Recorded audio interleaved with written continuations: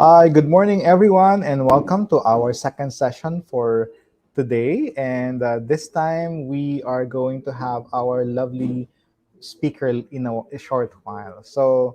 I just want to inform everyone that is GEG APAC Weekend, or this event is a collaborative effort of GEG educator groups around the Asia Pacific region.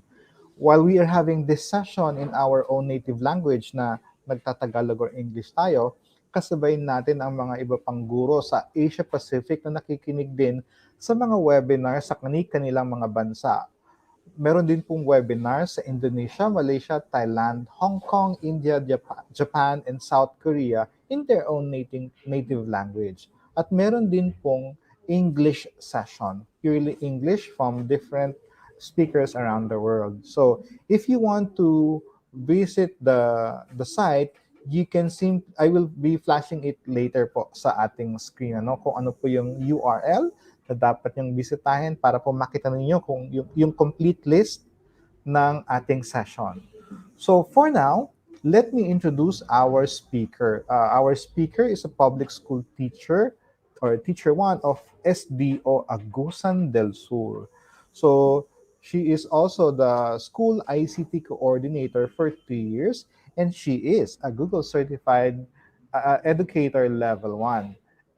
No other than Miss Hannah. Miss Hannah, good morning. Good morning po, Sir Gary, and Ayan. so po sa ating mga viewers. Ayan, good morning po sa lahat ng mga nanonood, So, si Miss Hannah po, she will be talking about Google Drive. So, she will be introducing everyone sa Google Drive para po doon sa mga baguhan or baka po gumagamit na kayo ng Google Drive pero hindi niyo alam ang ibang features at ano pa ang magagawa nito.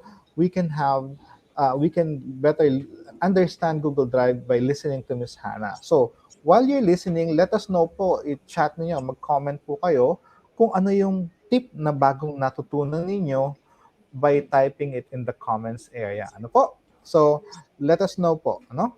So, Miss Hannah, ready ka na ba? Yes, sir, ready. Okay, thank you, Hannah. Take it away. Okay, once again, I would like to greet everyone a very good morning, and thank you also, Sir Gary, and the rest of the GEG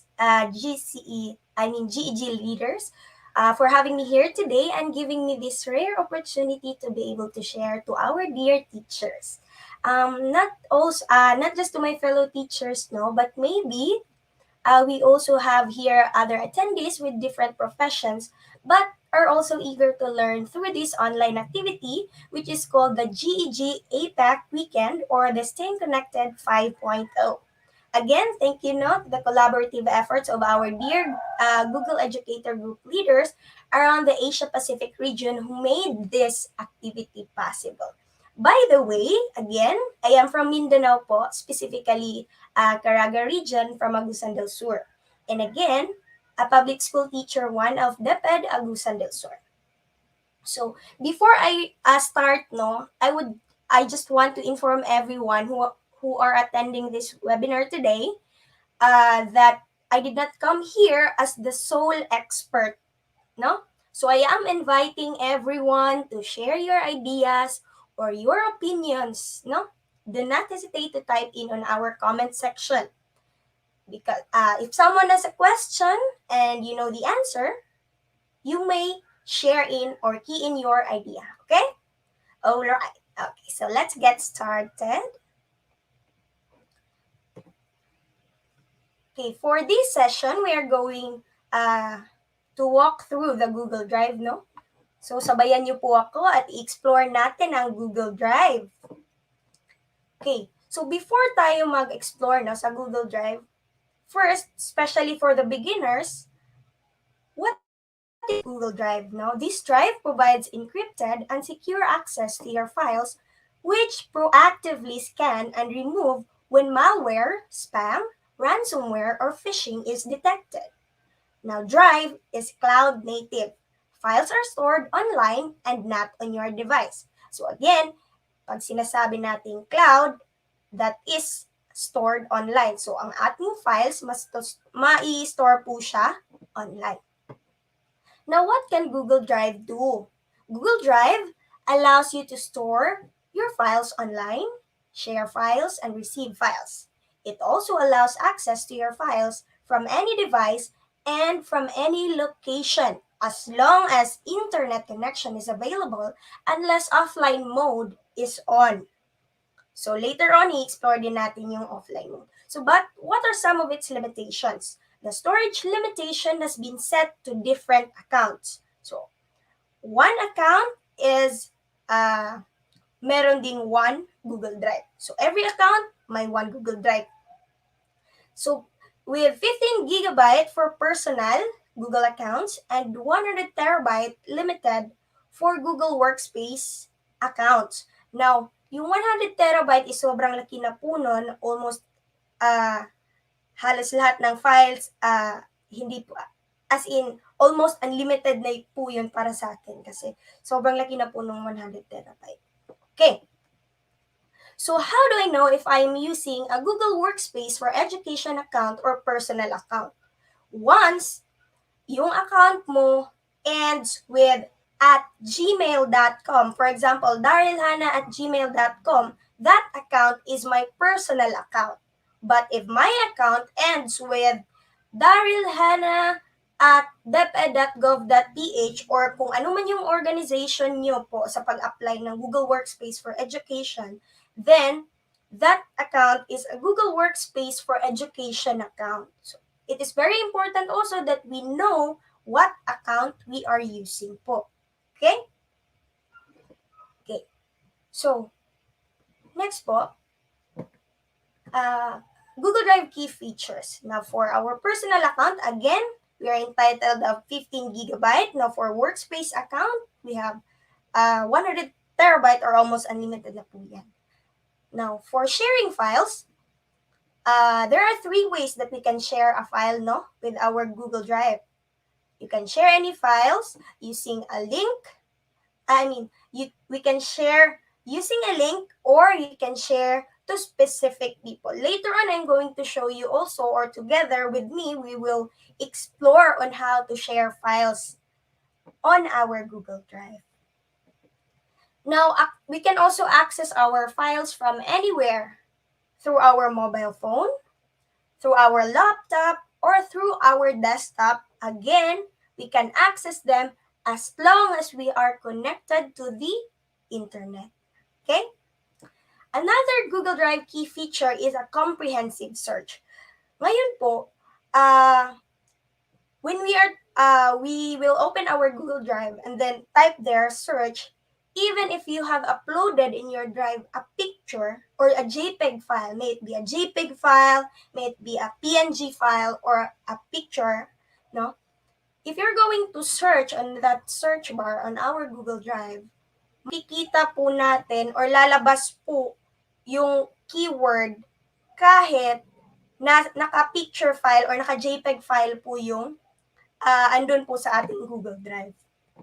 Also, Google Drive has a secure storage because as you can observe, if you are already using the Google Drive on your daily work, you can notice wala pong mga ads or wala pong mga clickbait, mga ads na makikita nyo inside our Google Drive.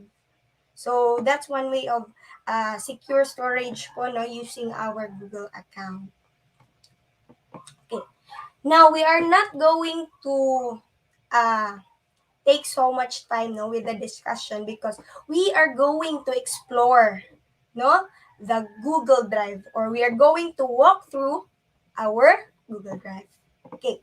So here's our guide. First, we are going to create a file. Second, we are going to access files. I'm also going to show you on how to organize files, uploading files, converting files, sharing files with specific people, sharing file as a link, and share a resource folder in Drive. Now, these are very important, especially ang sharing natin. Okay. So, I am now going to show you the interface of Google Drive. Okay. So, where can we access our Google Drive? We can access our Google Drive through here, our Google Apps Launcher. So as you can see, when you click your Google Apps Launcher, you can select there any other Google tools. But for now, we're going to select our Google Drive. So click Google Drive. So again, no, for us to be guided, first thing that we need to do is to create a file. Now, in creating a file, there are two ways in creating a file. You can just right-click on any of the surface of the drive. So we are going to right-click, and then you can see there, you can create a file. You can create Google Docs, Google Sheets, Google Slides, Google Forms, and any other Google tools. Okay? So that's the first way, by right-clicking on the any surface. Also, you can also create files by clicking the upper left corner, yung may plus button po, yung may new. You're going to click that one and you can create a file. Again there, you can create a Google Docs, Google Sheets, Google Slides, and Forms. But before that, no, ang Google Drive po natin is almost the same. I mean, depends on the account that we are using. For now, I am using my Google Workspace for Education account or ang aking DepEd account po. No? But if I am also going to use or I'm going to sign in my personal account, almost the same lang naman po yung interface. But the only difference, the big difference is yung ating storage.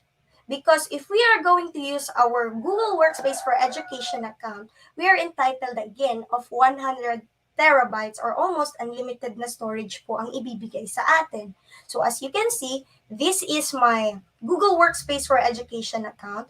I have already used 108.53 gigabyte na po yung nagagamit ko. Whereas on my personal Gmail account, I am limited only to 15 gigabytes lang po. So again, when I use my personal account, I am limited only to store files on my Google Drive up to 15 gigabytes lang po. But pwede po kayong bibili, no? You just click this buy storage, no? But if you are using if you have your DepEd emails, no, especially for the teachers, public school teachers, you can utilize your Google accounts with your Google Drive. Okay. Let us try to create a file. Okay, for example, Google Docs. Okay. Here in our Google Docs, no. So, for example, I'm going to create a file. Sample document. Okay. This is my sample document po. Now, in here po, for example, I have made already my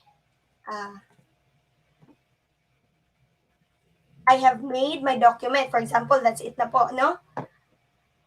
I suggest when you create your document, no?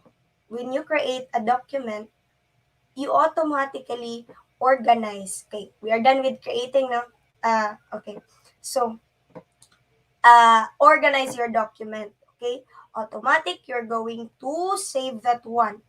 Now, also, for example, when you are going to save that one, especially if you're going to create documents for a specific project, specific program, or activity, I suggest you create also a folder for that one, so that it will be easier for you to access your files, no? Di na kayo mawawala kung saan file, saan ko ba yun na-save, saan ko ba yun nalagay. So, from that time, no, for that moment, I suggest you create already or you organize already your document. So, for example, this document, tapos na tong document na to. I'm going to save this one. I mean, automatic, no? Lahat ng files na ginagawa mo when you are signed in to a specific account, automatic, it will be saved to your Google Drive, no? Any Google tools, kahit Google Classroom, Google Docs, Slides, and Sheets, kahit wala ka ginagawa na save, it will automatically save po sa iyong Google Drive. Kahit dito po sa document, I am going to write, type here, Philippines. So, automatic po, masisave po yan. Yan, nakikita nyo. Save to drive. Last edit was seconds ago. Automatic that was saved on my drive. That the only thing is I need to organize my file. So, again, I am going to move my files, or I'm going to create folders for my Google Drive to be organized. For example, I'm going to click that one. So this is the folders on my drive. I am going to create another folder kung saan isi-save ko itong document na ginawa ko. For example, I'm going to make a new document. Lagyan ko ng 1 so that ang folder na to makikita ko sa very first ng aking drive. Very first folder ng aking drive. So I'm going to put 1 sample folder. Okay. Sample folder, and then after creating a folder, I'm going to move my document here. So I'm going to click move here. Once I've clicked move here, automatic, tingnan natin yung ating Google Drive. Ayan. Sa ating Google Drive, makikita na natin yung ating ginawang sample folder, 1 sample folder. Pag click ko nyan, andyan na yung ginawa nating sample document. Kahit anong file na gagawin mo, kahit naka-slides man yan, kahit naka-sheets man yan, or any other document, I suggest to automatically organize your files and save it on a folder. But, pag sobrang dami nyo namang folder po na nasa iyong drive, I suggest also, if you're going to create a folder, make sure na madami kayong ilalagay dyan. Kasi, sometimes, especially nung nag-start pa ako, ang daming folders dito. Kahit na, di ba sabi ko, pag may folders, it will organize your files. But, kapag sobrang daming folders nyo na po, mas mahihirapan. Especially, gagawa ka ng isang folder, tapos pag open mo sa folder, isang file lang palang andun. Then, still it will make you confused or matatagalan ka sa paghanap ng iyong files unless you memorize the keywords na nilagay mo sa title ng iyong document. Okay, so that's it on how to create files and to access your files in the Google Drive, and also on organizing your files by creating by creating folders. Okay. Now we are done with the creating, accessing, and now for organizing also, actually you can change the color of your folders. Just by clicking the folder, you can right-click the folder, right-click, change color. For example, I'd like to choose the color purple. Okay. So, ayan. Nag-change na po yung kulay ng ating folder. Also, as you can see, dito po sa aking folders, naglagay po ako ng folders na every school year. So, lahat ng files ko that I have made on this school year, 2019-2020, dyan ko po nilalagay lahat. So, kapag may advantage po kasi ng Google Drive na di pareho ng mga naka-stored na files nyo kahit meron kayong external hard drive or yung is to store nyo lang yung files nyo dyan sa inyong computers, there's a possibility na makukorrupt po yung files or mawawala po yung files. But, if you upload your files on your Google Drive, you can access it anywhere and anytime as long as you have your internet connection. Okay? So, ayan lang po. And then, so again, you can organize your files by creating folders. You can also change the color of your folders. Okay. So, for example, we are going to upload a file. I'm going to upload a file on my sample folder. So, you can right-click there. You can also select File Upload, if you want one file, or you can select more than one file. You can also select folder upload if you are going to upload a folder. No? Lahat po ng files na nasa folder, maa-upload po. And you can also access that one here, no? Upper left corner, file upload, folder upload. Or you can also drag and drop po sa folder. For example, I am going to upload a document. For example, I'm going to click file upload. For example, this one. Just simply click the file and then click open. Mag-a-upload na po yung files ninyo. Okay. So, automatic po,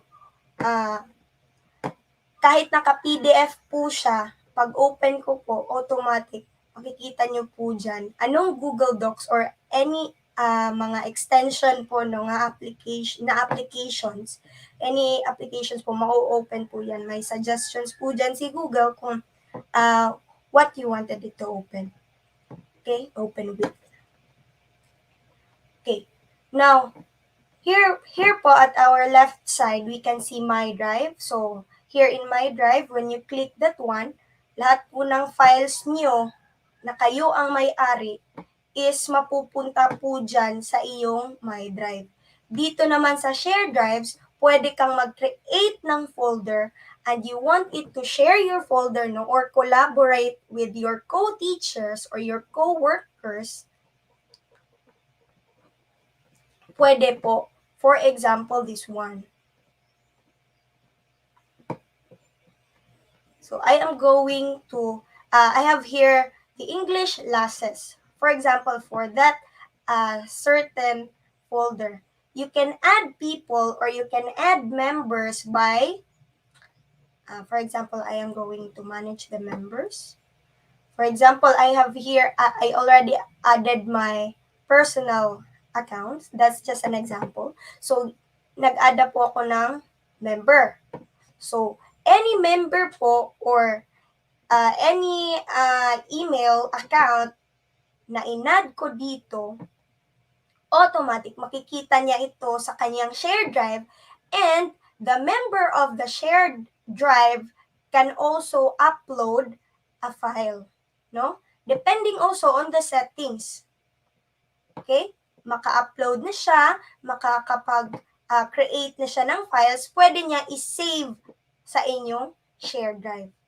Dito naman sa shared with me, lahat ng files, kahit hindi ikaw ang may-ari, once it was shared to you at na-open mo, automatic mapupunta yan sa iyong shared with me. For example, you have there the shared with me file, hindi ikaw ang may-ari, pero gusto mo na ma-access mo siya ulit. No? Gusto mo siya ma-access ulit by opening your drive. Actually, you can put that one on your drive. But, remember, hindi ikaw ang may-ari ng drive or ng folder or ng files. Okay? For example, ito, hindi ako may-ari but I want it to be put on my drive. So, I'm going to right-click that one and then click Add Shortcut to Drive. So again, the file name, folder name is the Documented Highlights of Accomplishments. So I'm going to right-click that one and then I'm going to click Add Shortcut to Drive. So once I click Add Shortcut to Drive, I'm going to select My Drive and then Add Shortcut. Balik tayo sa ating My Drive. Pagpunta ko sa aking My Drive, andun nakikita ko na yung shortcut ng documented folder.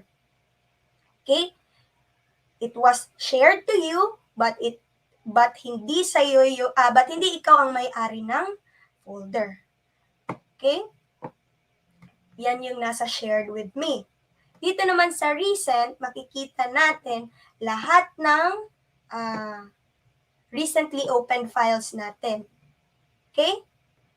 So, again, I'm going to show you also dito sa ating start. Okay, papakita ko muna. Magbibigay ako ng sample para makita nyo. Okay, for example, this sample document, kung nakikita nyo itong star icon katabi ng file name, i-click ko yan, no, makikita nyo, nag-yellow na yung star. Balik tayo sa ating starred. Pag-click ko sa ating starred, ayun, makikita na natin yung ating sample document or ang sa ating sample file na nilagay natin sa ating starred folder. Now, especially if you are doing a document, if you are writing something, no, na madalian or hindi nyo pa natapos, tas papunta na kayong office, pwede nyo yung ilagay sa start para for easy access din po ng file, no? Kahit nasa bus kayo, as long as you're connected, you have your mobile data, you're connected to the internet, you can edit your file and it will automatically save on your Google Drive.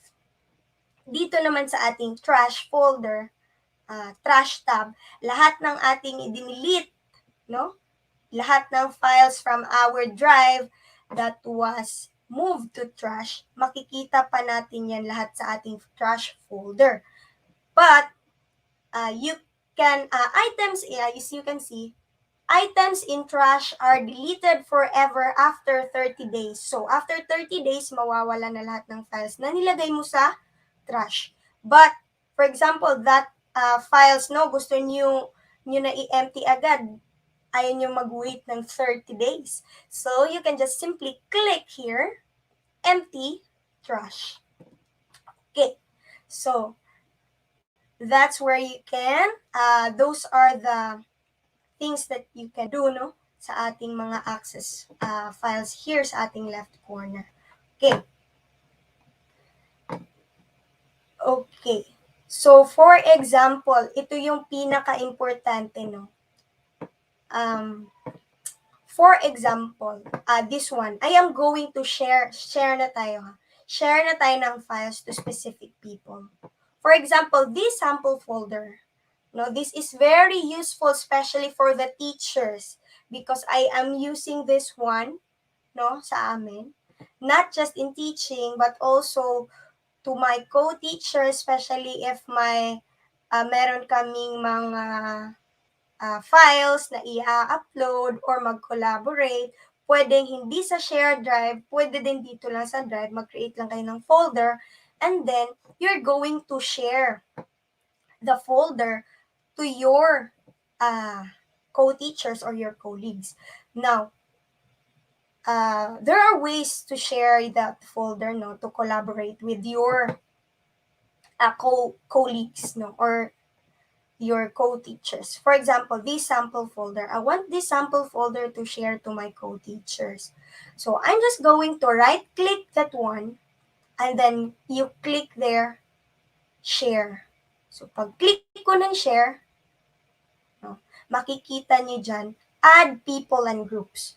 Now here, this is one way, no, to specific people if you want that your file can only be accessed by someone, especially if the document is sensitive, no?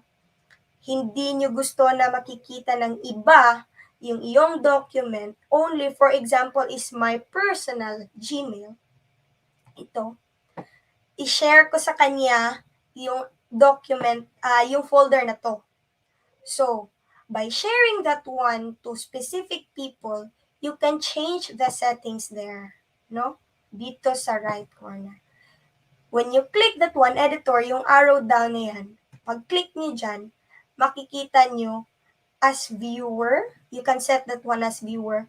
So, the folder that you have shared to your co-teacher or to this specific people or this account, when you click viewer, ma-view niya lang yung laman ng folder. Hindi siya makapag-add ng files, hindi siya makapag-edit ng document or files within the folder. Whereas, when I click commenter, ma-view niya yung sa loob ng folder, anong laman ng folder, at maka-comment din siya sa files. But, if I click editor,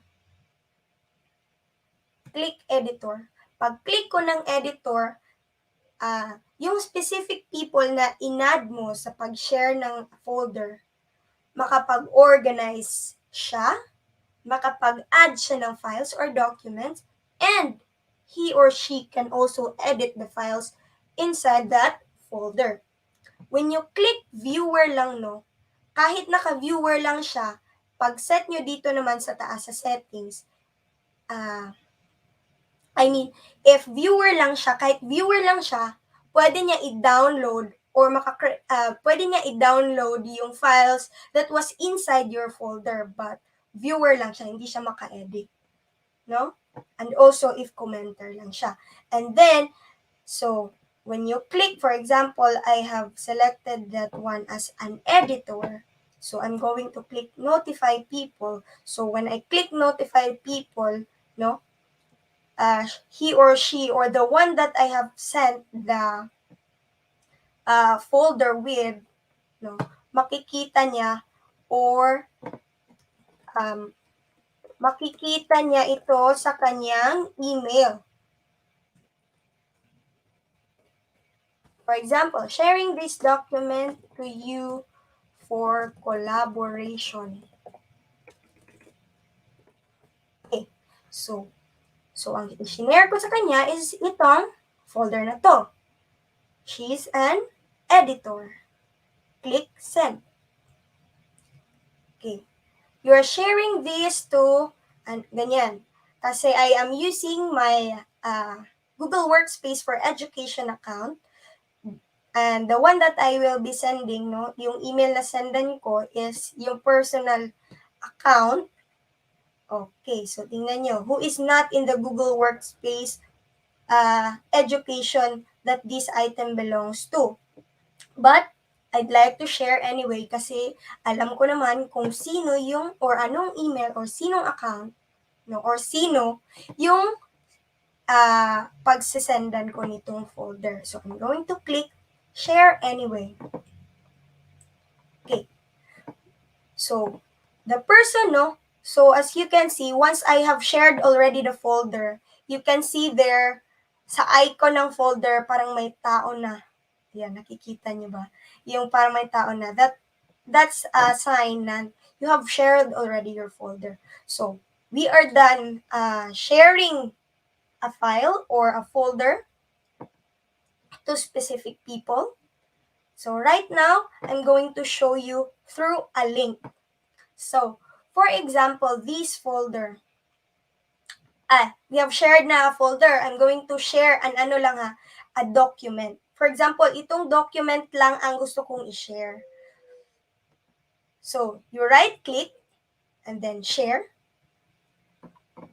Once you click share, I'm going to select dito sa baba, nakalagay dyan, share to Department of Education. So, any account na using the Department of Education account or the DepEd email accounts, sila lang po or yung account lang po nila ang makapag-view nitong document.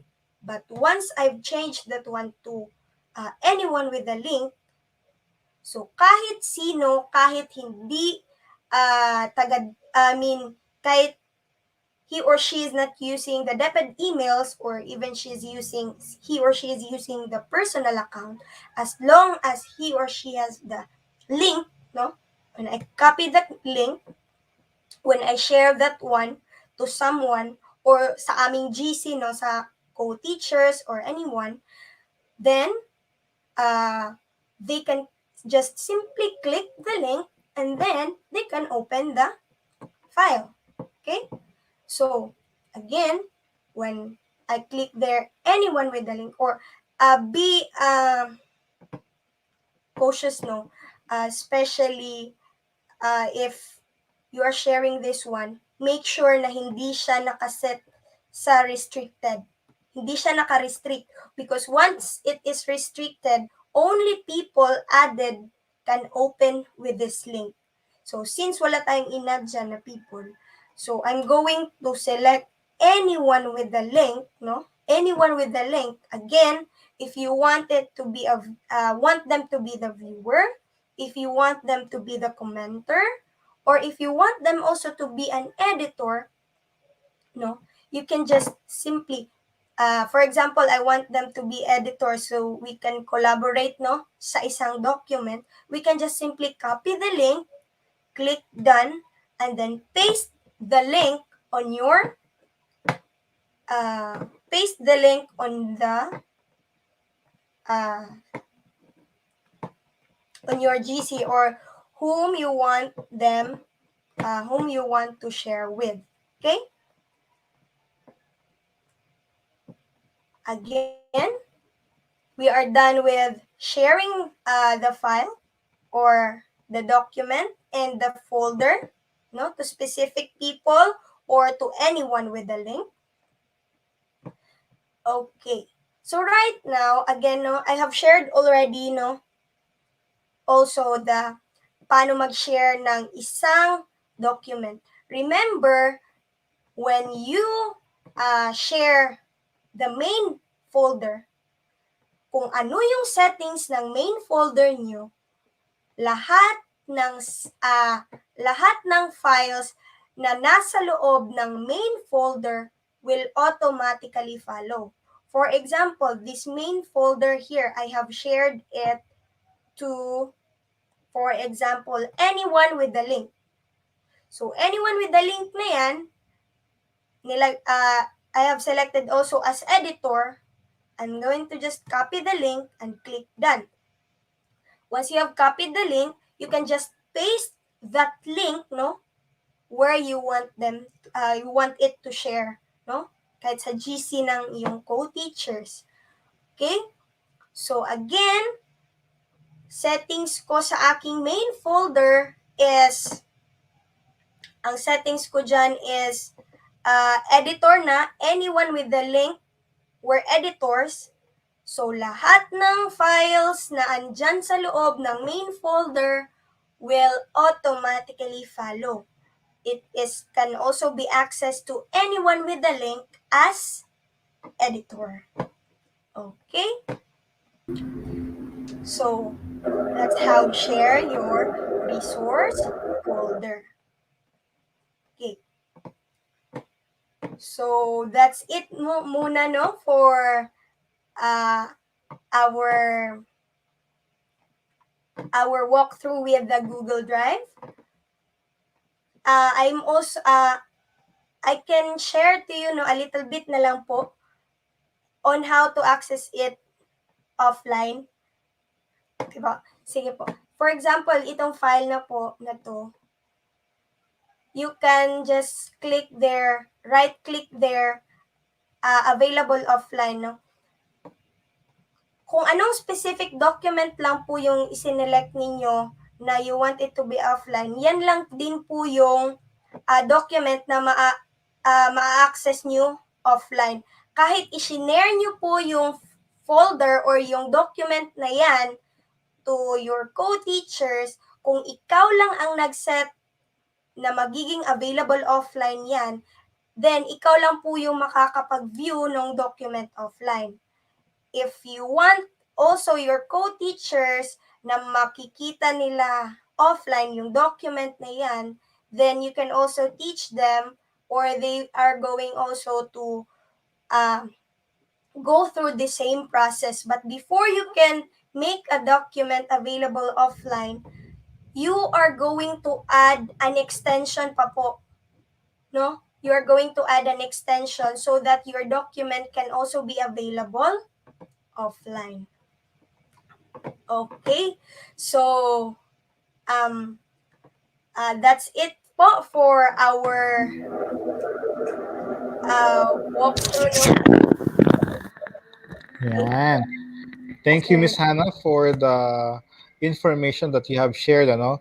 Kasi maraming hindi nakakaalam na yung difference ng commenter at saka difference ng editor, ano? At saka very important that we only share the folder to a specific group of people. Usually, kapag view, ito ay sinishare lang natin sa ating mga estudyante. To distribute resources, for distribution, we can only share them as view. While for collaboration, that's the only time we share it to the group of people for, well, as editor naman. Yan. Tapos, maganda rin yung sinabi mo kanina na kulayan natin yung ating mga folder kasi visual na yung ating mga estudyante, no? So, minsan, pwede nga natin lagyan ng emojis yung ating mga files and folders para instead of a file name or a folder name, you can ask them to save it in the folder Philippines or ibang bansa, for example, Japan. Pero you don't name the folder as Japan, but instead you name or you put the emoji of or the flag of that particular country. Parang Yes. game na rin siya kasi they have to identify correctly the flag of a specific country. Yun yung isa sa Yes. mga activity na gusto ko ibigay sa mga estudyante ko, no? Para they learn while they save. So, simple yung Google Drive, pero marami tayong pwedeng magawa. Ayan. Yes, No? sir. Thank you so much. Yan. So, para po dun sa ating mga manonood, meron pa po tayong, the evaluation link is already provided in the chat area. So, please make sure that you fill out the evaluation form. It will close at exactly 12:15. So, mahaba pa po ang oras, pero huwag niyo na pong intayin mag-close yun or 12:15. So you may fill out the evaluation form now. Kindly look at the link in the chat area. So Miss Hannah, would you like to share some words for them? Yes, sir. I'd like to share this one no, from the CEO of Google that technology alone will not improve education, but it can be a powerful part of the solution. I'm also very thankful no, for the participants that have joined here in our webinar because I know that you are here, no, attending the webinar, trying to know and learn about technology, but at the end of the day, now these tools can only go so far as you meant them to be. To the Yeah. extent that you wanted to use them. So even if you have so many tools at the tip of your fingertips, it will not be as useful as you fully optimize them. Now, especially to my fellow teachers or to my co-teachers also no na andito po sa ating platform viewing on our live po no. These tools will never replace a teacher. No? Yes. Very Yes, good. because education remains to be a human endeavor, but these can be a powerful part of education. I hope you learned something. Thank you so much, and God bless everyone. Mabuhay, Yeah. GG. Thank you, Miss Hannah. Ayun, katulad nung sinabi kanina ni Sir Mark sa kanyang sa unang session natin today, make things simple. That is what Google is. They make things simple. So, yan. Maraming salamat ulit, Miss Hannah. Maraming salamat po sa mga nanonood sa atin, kay Miss Anna, kay